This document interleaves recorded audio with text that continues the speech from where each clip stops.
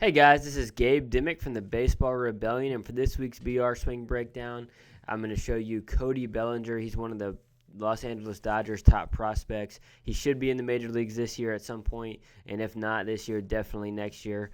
He swings very aggressively, and I love a lot of what he does. His dad actually played in the major leagues in the 90s, and Cody should surpass what his dad did, who was a solid major leaguer for years. And I actually heard an interview with his dad during the Arizona Fall League where he was talking about his son and talking about how Cody had made some swing changes, and that in the past he had been kind of more of a line drives guy. And I went back and looked at his draft video, and he was he was a good hitter. He was always aggressive. I wouldn't say he was like a slap hitter or anything like that, but I did notice a difference in where he was trying to hit the ball. So you could tell in his swings that he was trying to hit the ball lower.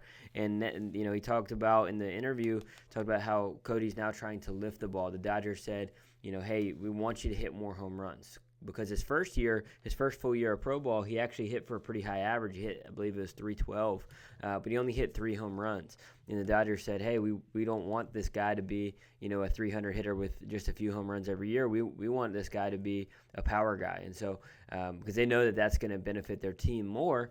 And so they worked with Cody on lifting the ball. He still has the same aggressive swing. A lot of the things in the swing stayed the same. He just changed his posture a little bit to clear some more space for his barrel to work upward, to give him a little bit more lift. And his dad mentioned it being a big difference in the results, and the stats show that. So in his next 2 years, his average dropped down to like 260, 270, but he gladly exchanged those 20 or 30 points of average for 25, 30 extra homers, because he hit 30 home runs in 1 year, and then he hit 27 or 28 the next year. So that that power surge brought his OPS higher than it was in his season where he hit for a higher average. And so it's really important that you don't just look at average and think about that as the one key factor. I think OPS is a stat that's much more indicative of a player's success and how much they're benefiting their team. And I think the Dodgers are very, very happy with the strides that Cody has made in trying to lift the ball more. So let's take a look at his swing, and he does so much right. Let's go ahead and get into it.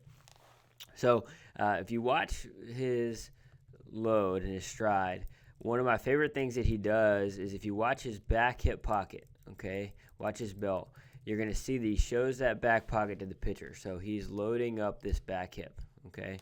So you can see how he starts with his hips pretty neutral, and you can see how the back hip pocket turns toward the pitcher behind him. You can see the back knee kind of rotate out a little bit, and that's just indicative of him loading that back hip. He's not doing it up with his upper body up here. He's doing it with his pelvis, okay?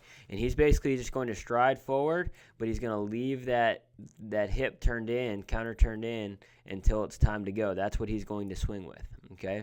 Now, he is going to move forward. Watch his head. So he's not afraid to move forward, but as he's landing, where is his head? Well, it's actually over his back hip. So he's moving forward, but he's staying back at the same time in this loaded position from his back hip and his back leg.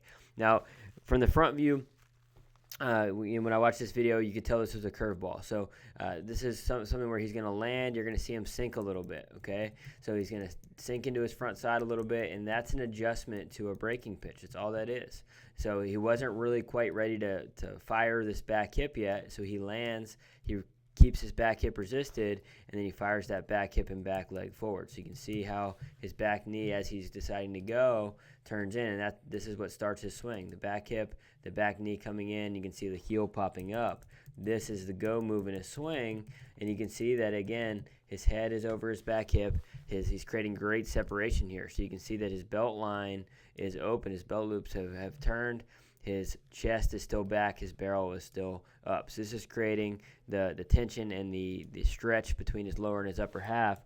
But again, timing is huge here. So because he moves forward but he stays back up top, he's really able to sink into his front side, fire from his back hip and back leg when he needs to, and then really creating that separation. From there, everything else really works, the same as it would on a fastball. So you're going to really see his back foot pull up and forward, okay? So what causes that? Well, it's a really big hip thrust from his backside. So he turns his hip here. You can see the heel popping up. the knee coming in. So this is a hip turn, and then it shifts from a hip turn into a hip thrust. And hip thrust is where you see that back hip and his butt basically go from behind him to pull up and forward under him. Okay, so it kind of turned behind him and then pulled up under him. Watch that move of his back hip. Turns and then pulls forward. And all the while, well, what's his head doing? Okay, so let's see what his head's doing from here while his hip was turning and then thrusting. His head stayed incredibly still. So what that creates is this hinge action where, you know, he's a little folded. He goes from folded to unfolded, okay? And there's a lot of power in that move. And so if you draw a line from his back knee up through his spine to his head, you see this slightly negative lean, which is exactly what we want to see.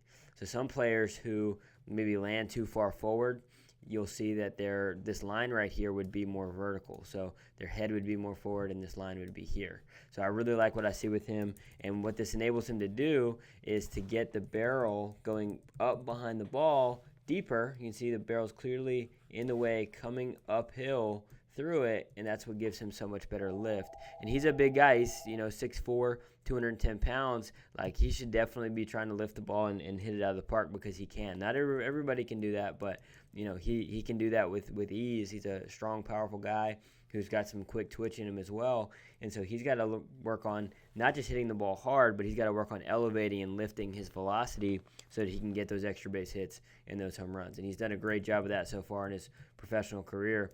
And you can really see that his swing is very backside driven. I mean, his front hip, is going back here. If you watch his front hip is going back. You see it in the screen here.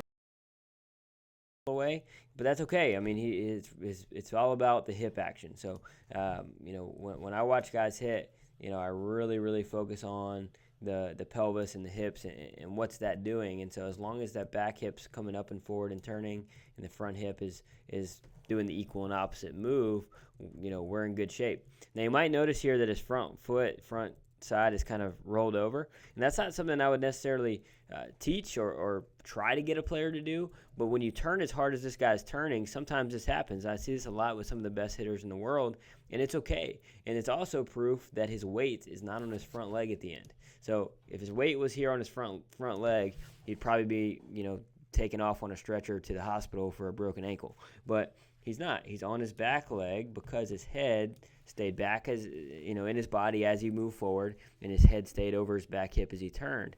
And so he's very, very back foot heavy. So even though he's rolling his ankle right here, it doesn't hurt him at all, again, because where's his weight? And that's proof. So we want weight finishing much more over the back leg than over the front leg. And you can see full speed that his turn is incredibly fast, and you're going to see his numbers at the end. So he's not trying to keep his front shoulder closed or anything like that. He, the whole time and just hit with his hands. He's turning the barrel up behind the ball in front of the catcher's mitt, and his body's never going to stop. So if you watch his back shoulder, there's no stopping of his turn. You see that, the Bellinger on his shirt, you see it blurring as he's coming through, and it never doesn't stop blurring until the very, very end where his numbers are pointed at us and at the camera. Last thing I'll talk about before I let you guys see this video played all the way through a couple times, watch his elbows, okay? So as he loads, his back elbow is high, his front elbow is low, but as his hip opens, you're going to see those switch. You're going to see them stay apart and switch, and that's a really important move. So right here, right before he's making contact, has a really nice hitter's box here with his upper body, and all he's doing now is he's getting the barrel turning, so that by the time he makes contact, his barrel's in line with his front forearm, okay? So, again, really good example of a guy who's moving, loading his hips, sitting into his front side, when he gets a breaking ball, so he can delay his turn a little bit, and then fires from the backside up through it. And he's, very aggressive. He has a lot of intent to smash the ball, which is one of the most important things a hitter can have. So I'm excited to see Cody play at the next level, and I think he does some things better than Jock Peterson, but he's very Jock Peterson-like. So Peterson gets real flat with his bat. I like how Bellinger keeps his bat a little bit taller, so more at 45 degrees, knob down, barrel up. I think it's going to help him hit a higher variety of pitches and hit better pitchers especially on those lower pitches. He'll be able to handle that better than Peterson does. But he's a very Peterson-like guy, and the Dodgers are going to have some monsters in their lineup. So I want to make sure that I let you guys see this video all the way through, full speed. I'll do it a couple different ways. I'll play it full speed, and then I'm going to just slow-mo it all the way through for you who want to see it in a more of a fluid motion. So here it is, full speed.